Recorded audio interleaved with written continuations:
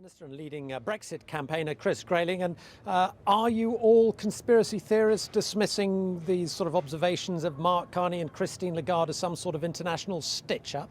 No, I don't think that's right at all. What we're doing is setting things out as we see them. And I have to say, I'm delighted to see Ed Balls back.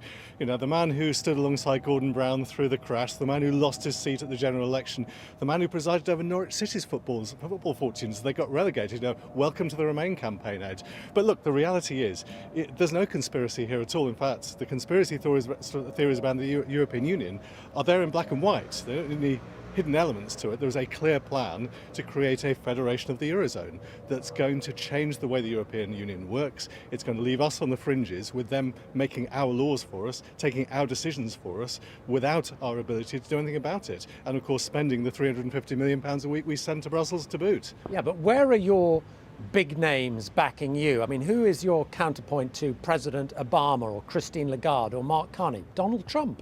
Well, the interesting thing about Mark Carney, of course, he said only a few weeks ago that the biggest risk to the UK economy had nothing to do with Brexit. It was to do with what was happening in China.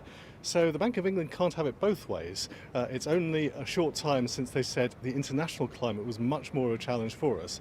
Are they still saying that's the case, or has that been forgotten? Yeah, but I repeat the question, who is your big name? Well, take the IMF, of course. It's only 2 years since the IMF had to apologise to George Osborne for saying that his policies were radically wrong for Britain. Of course, immediately at that point, the economy carried on growing, did very well. So they got it wrong then, and I think they're getting it wrong now. And of course, Christine Lagarde, very successful lady, very important lady, but at the same time, she is an avowed, devoted Euro-federalist, and we do have to bear that one in mind. Well, forgive me, you don't have a big name, do you? Which raises an issue of the credibility of your campaign. Well, we have 300 business people who this morning put their name to a letter to the papers saying they think British business would be better off outside the European Union. And if you look at what small businesses are saying particularly, they're the ones who are not part of the European Union in terms of markets. They sell within the UK, but they all face EU regulations, and they're all having to deal with red tape that's costing money and costing jobs.